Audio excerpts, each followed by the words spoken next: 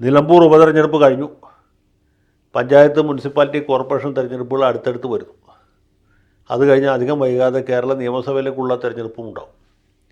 അപ്പോൾ ഇങ്ങനെ ഒരു സന്ദർഭത്തിൽ പൊതുവെ പത്രപ്രവർത്തകരും നിരീക്ഷകരുമൊക്കെ ചർച്ച ചെയ്യുന്നൊരു വിഷയം, വിവിധ പാർട്ടികൾ ഇപ്പോഴുള്ള മുന്നണി വിട്ട് മറ്റ് മുന്നണിയിലേക്ക് ചാടുമോ, അത് ഇപ്പോഴുള്ള സ്ഥലത്ത് നിന്ന് ഉറച്ചു നിൽക്കുമോ എന്നുള്ളതാണ്. പ്രത്യേകിച്ച് ചെറു പാർട്ടികളെ സംബന്ധിച്ചാണ് ഇങ്ങനെയുള്ള തർക്കങ്ങൾ കൂടുതൽ നടക്കുന്നത്, അല്ലെങ്കിൽ ഊഹാപോഹങ്ങൾ നടക്കുന്നത്.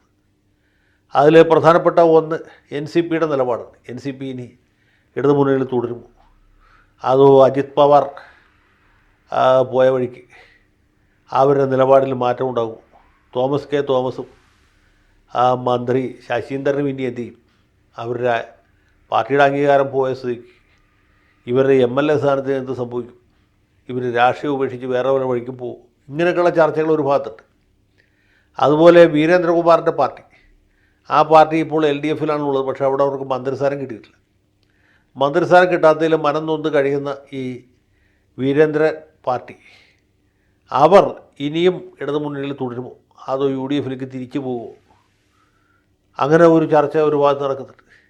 പിന്നെ ഒരു സംഗതി വെച്ചാൽ മാണി ഗ്രൂപ്പുമായിട്ട് ബന്ധപ്പെട്ടാണ്. മാണി ഗ്രൂപ്പ് എന്ന് പറയാൻ പറ്റില്ല, ജോസ് മാണി ഗ്രൂപ്പ് ആ ഇടതു മുന്നണി വിട്ട് വലതു മുന്നണിയിലേക്ക് വരുമോ?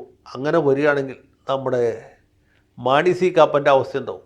കാപ്പൻ ഇപ്പോഴത്തെ UDF വിട്ട് തിരിച്ച് LDFിലേക്ക് പോകുമോ? അതൊരു തർക്ക വിഷയമാണ്. പക്ഷേ ഏറ്റവും പ്രധാനപ്പെട്ട ചർച്ചാ വിഷയം എന്ന് പറയുന്നത് നമ്മുടെ ആ ജോസ് മാണി ഗ്രൂപ്പിൻ്റെ അവസ്ഥ തന്നെയാണ്. ജോസ് മാണി ഗ്രൂപ്പ് എന്ന് വെച്ചാൽ നമുക്കറിയാം, മഹാനായ മാണി സാറിൻ്റെ മരണശേഷം നാഥൻ ഇല്ലാതായി തീർന്ന ഈ പാർട്ടിയുടെ നേതൃത്വത്തിന് വേണ്ടിയിട്ട് വിവിധ നേതാക്കന്മാർ തമ്മിൽ വലിയ ഉന്തും തള്ളും കിടമത്സരമുണ്ടായി. അന്ന് കൂടുതൽ നേതാക്കന്മാർ പോയത് P ജോസഫിൻ്റെ കൂടെയാണ്. കാരണം P ജോസഫ് UDFിൽ ഉറച്ചു നിൽക്കും എന്നവർക്ക് അറിയാമായിരുന്നുകൊണ്ട്. പക്ഷേ ജോസ് കെ മാണിയും സംഘവും UDF വിട്ട് LDFിലേക്ക് പോയി. ചില കത്തോലിക്ക മെത്രാന്മാരുടെ പ്രത്യക്ഷവും പരോക്ഷവുമായ പിന്തുണ അവർക്കുണ്ടായിരുന്നു. കാരണം UDFിൽ നിന്നിട്ട് ഇനി കാര്യമില്ല, സഭയ്ക്കോ സമുദായത്തിനോ ഗുണമില്ല എന്ന് തോന്നിയതുകൊണ്ടാണ് അവർ ജോസ് കെ മാണിയോട് മോനെ ജോസൂട്ട, ജോമോനെ നീ LDFിലേക്ക് പോടാ എന്ന് പറഞ്ഞു. അതുകൊണ്ടാണ് NSS നേതാവ് സുകുമാരൻ നായരോട് പോലും ഒരു വാക്ക് പറയാതെ ഈ ജോസ് കെ മാണി UDF വിട്ട് LDFിലേക്ക് പോയത്. LDFിലേക്ക് പോയതുകൊണ്ടും ജോസ് കെ മാണിക്ക് വിശേഷം ഉണ്ടായില്ല. പുള്ളി പാലായിൽ നിന്ന് വളരെ ഡീസൻ്റായിട്ട് തോറ്റു. അദ്ദേഹത്തിൻ്റെ പാർട്ടിക്ക് 5 MLAമാരുണ്ടായി, അതിലൊരാൾ മന്ത്രിയായി. അതുകൊണ്ട് പുള്ളി വീണ്ടും രാജ്യസഭാംഗമായിട്ട് തുടരുകയാണ്. അപ്പോൾ വരുന്ന നിയമസഭാ തെരഞ്ഞെടുപ്പിൽ ജോസ് കെ മാണിക്ക് പാലയിലോ കടുത്തുരുത്തിയിലോ കൊള്ളാവുന്ന ഒരു സീറ്റിൽ മത്സരിക്കണം, ജയിക്കണം, മന്ത്രിയാകണം എന്ന കലശലായ ആഗ്രഹമുണ്ട്. പക്ഷേ അതിന് അനുകൂലമായ സാഹചര്യങ്ങൾ ഇപ്പോഴത്തെ നിലയ്ക്ക് കാണുന്നില്ല. ഇടതു മുന്നണിയോട് ജനങ്ങളുടെ ഇടയിൽ വലിയ വിപ്രതിപത്തിയുണ്ട് എന്നുള്ളതും ജോസ് കുട്ടിക്ക് അറിയാം. പക്ഷേ അപ്പുറത്തേക്ക് ചെന്നാൽ എന്തായിരിക്കും സ്വീകരണം? PJ ജോസഫും അനൂപ് ജേക്കബും ഒക്കെ അവിടെ ഉണ്ട്. അവിടെ ചെല്ലുമ്പോൾ അവരുടെ പാർട്ടിയുമായിട്ട് ലയിക്കാൻ പറ്റുമോ? ഇദ്ദേഹത്തോട് ലയിക്കാൻ ഇദ്ദേഹമായിട്ട് കൂട്ടുകൂടാൻ തയ്യാറാവുമോ? അതൊരു ചോദ്യമാണ്. രണ്ടാമത് LDFിൽ നിന്ന് തെറ്റിപ്പിരിഞ്ഞ് വീണ്ടും UDFിൽ ചെന്ന് കഴിഞ്ഞാൽ അവിടെ UDFിനകത്ത് എന്ത് സ്വീകരണമായിരിക്കും കിട്ടുക?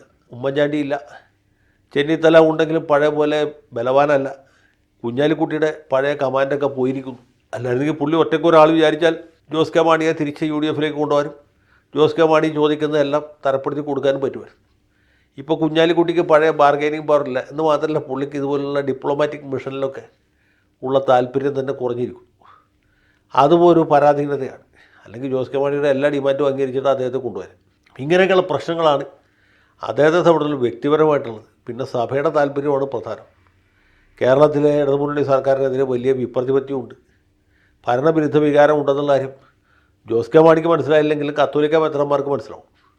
അപ്പോൾ അങ്ങനെ ഒരു സന്ദർഭത്തിൽ സഭ എന്ത് നിലപാടെടുക്കണം, ഇനി വരാൻ പോകുന്ന സർക്കാരിൽ നിന്ന് എന്തൊക്കെ സ്ഥാനമാനങ്ങൾ ചോദിച്ചു വാങ്ങിക്കണം എന്നുള്ളൊരു പ്രധാനപ്പെട്ട വിഷയമാണ്. അതിന് കേരള കോൺഗ്രസ് ഉണ്ടാകണം. കേരള കോൺഗ്രസ്സിന് കുറച്ച് MLAമാരുണ്ടാകണം. അവർക്ക് കനപ്പെട്ട എന്തെങ്കിലും വകുപ്പ് കിട്ടണം. ഇത് വളരെ പ്രധാനപ്പെട്ട കാര്യമാണ്.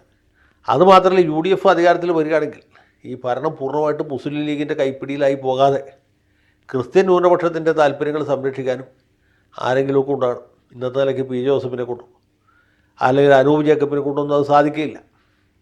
അതിന് ഈ കേരള കോൺഗ്രസ്സുകളുടെ ലയനം ഉണ്ടാകണം. അല്ലെങ്കിൽ പ്രബലമായ കേരള കോൺഗ്രസ് വിഭാഗം UDF-ലുണ്ടാകണം.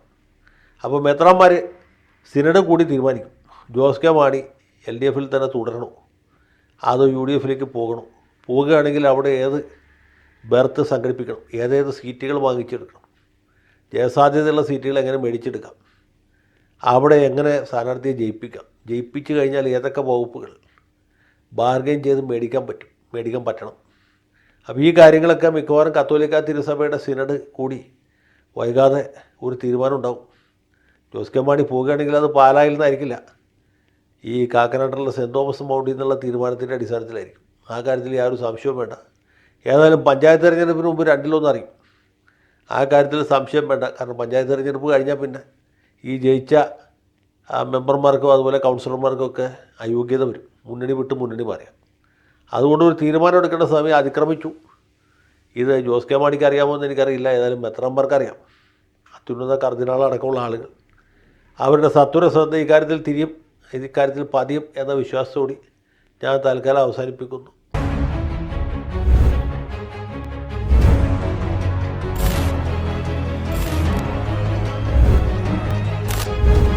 കൂടുതൽ വാർത്തകളും വിശേഷങ്ങളും നിങ്ങളിലേക്ക് എത്താൻ ABC മലയാളം സബ്സ്ക്രൈബ് ചെയ്യുക, ബെൽ ബട്ടണും അമർത്തുക.